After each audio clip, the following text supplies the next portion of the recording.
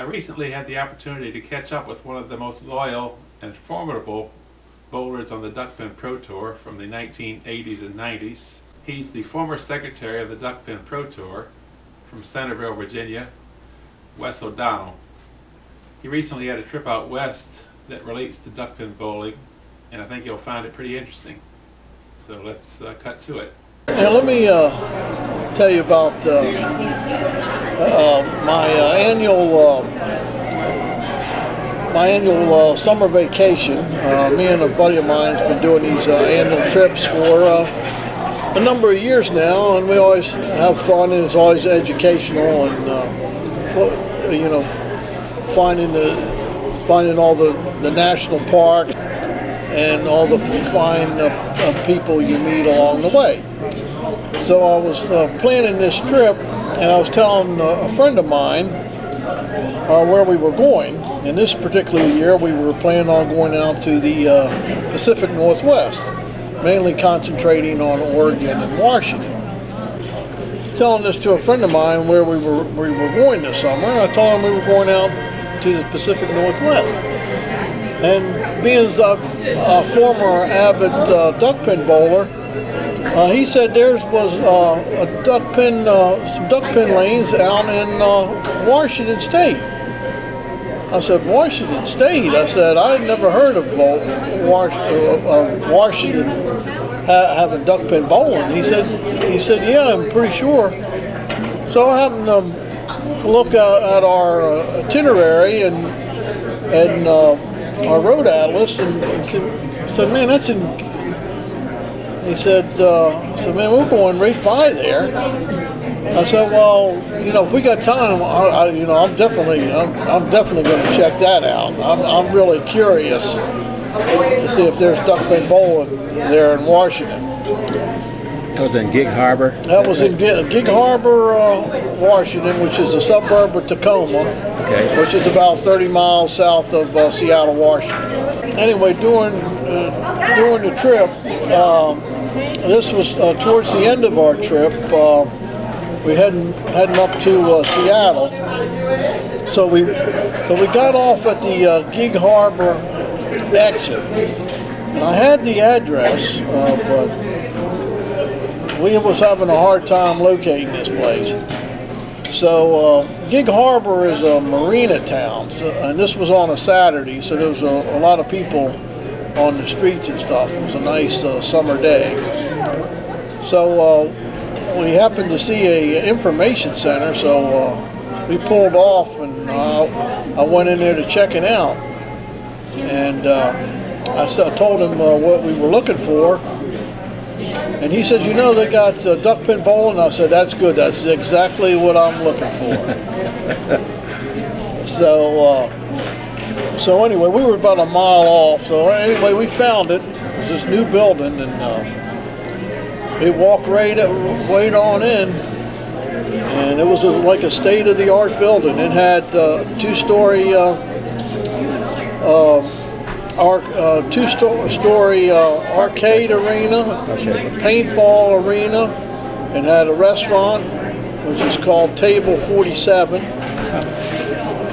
You could have you could plan all kind of banquets, birthday parties, anniversaries, whatever there. What was the name of the place? Was it Ocean 5 was the name of this place. Okay. It looked like a brand new building. Couldn't have been more than a couple years. So we went in, and I was just so curious. We walked right over to the bowling side of the place, and they had, sure enough, there they were, duckpins. Which, being a former bowler and having bowled for a number of years, you know, it was probably good to get into a bowling alley. So they had 12 10 pins and 10 duck pins. So we told some of the staff where we were from, and they let us throw a few games in our street shoes.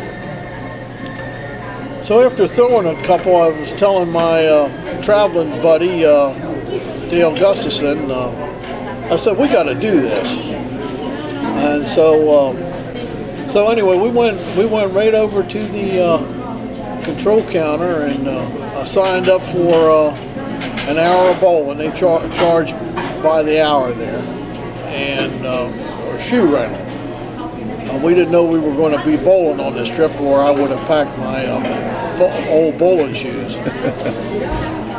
So anyway, they had everything is computerized there, and they had our names up on the screen, and we went ahead and started bowling. There was one little small negative. The approaches were synthetic, and they were about 5 feet normal than the regulation.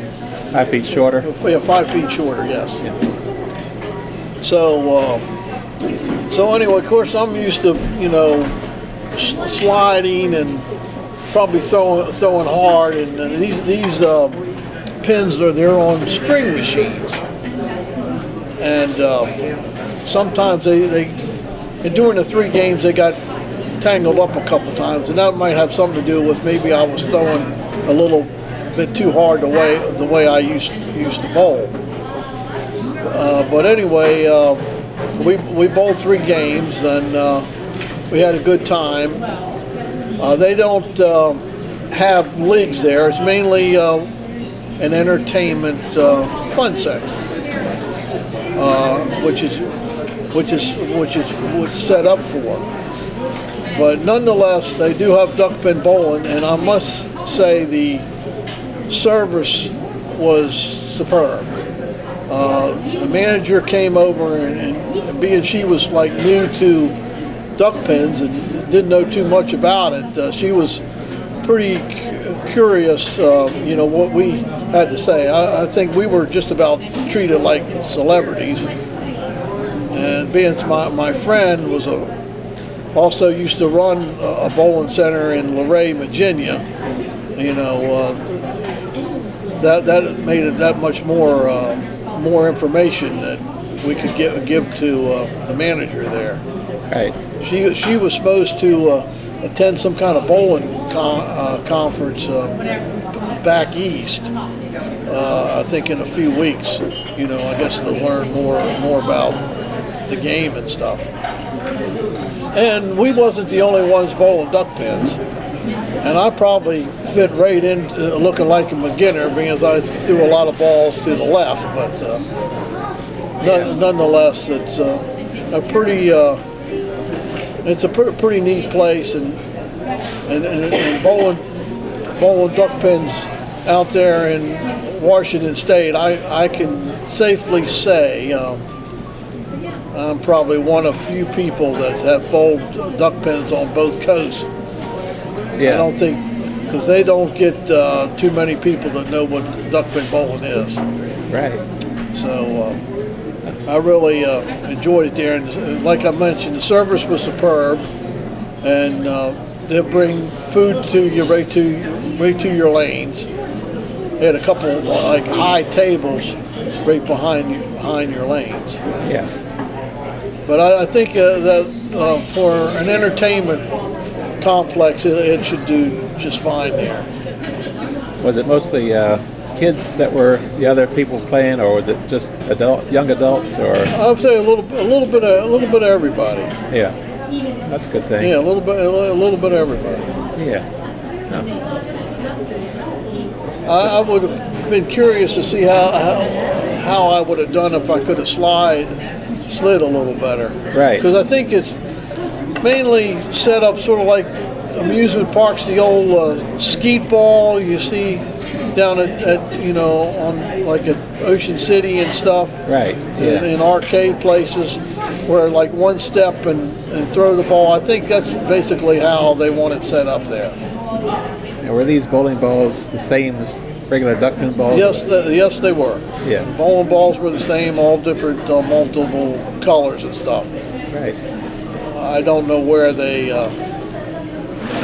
got them, if they were donated to them, or I guess with the number of bowling alleys that's closed over the years, I guess there was plenty of Duckpin balls available on eBay or whatever. Right. Did the electronic scoring function correctly? I know you said those strings got tangled. Yes, yes, they did. Yeah. Because they had it set up because I bowled first, and it had my score up there, and then it would tell you, you know, you got one more ball. How did the pin action seem? I mean, you're used to bowling on free fall duck pin, and now you're all of a sudden bowling on strings. I thought the pin action was actually halfway decent. Oh, okay. If I had more pocket hits, I guess you could say. I think it seemed like they would have scored because they were mixing. Because I haven't bowled like in 15 years, so you know the rust showed tremendously. Right. When you threw the ball, though, it's just like the first time you actually made a good contact with the pins. Was it just like what you're used to? With yeah. They'd shoot in the pins, but just jump right straight up in the air. Okay. Yeah. A couple times I might have had like a wild shot down the left gutter if I'm shooting at the 7 pin, and the electric eye wouldn't pick up the shot. And said, well, I still got another ball left, which would have been 4 balls. But overall, I think it worked out well. Yeah. Because we got to remember, this is a new thing for them out there. Right. And they're open from, say, what were their hours of operation? I think the hours are like 3 to 9, Monday through Thursday. Pacific time. Pacific time. Yeah. Oh. Yeah. And they charge. I think it's like around $25 an hour during the weekends. Right. So if you and a friend could get 3 games each, 6. Yeah. So it's roughly about $6 or $7 a game, including shoes. Okay. So I guess for entertainment value, I think that's a fair price in this day and age. Yeah, I think they'd have a few more kinks to work out with leagues. Okay. Yeah. Plus, for one thing, you'd have to have the approaches would have to be broken better, or unless we might have just happened to be on a lane that stuck. Right.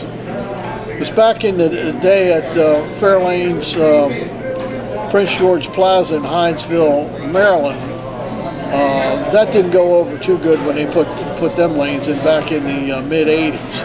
Okay. Some people refused to bowl over there, and I'm talking about your top-notch bowlers because they just could not slide. Once they get that worked down, it works great. Yeah. Oh, that's very interesting. Sounds like a real good trip, though. Yeah, it really was. I'm grateful I was able to go on the trip, and like I mentioned, you know, when you travel in the country, you run into a lot of interesting places and people. Yeah. The 10-pin bowling, did you notice that those were on strings also? I'm sorry, I didn't quite. Okay. I guess I was so focused on duckpin, I really didn't notice that. I wish I had spent more time answering a few more questions too, because I'd like to know how long that place had been open. Right. And like what's the percentage of like people both duck pins and 10 pins. Do you remember what day of the week you were there?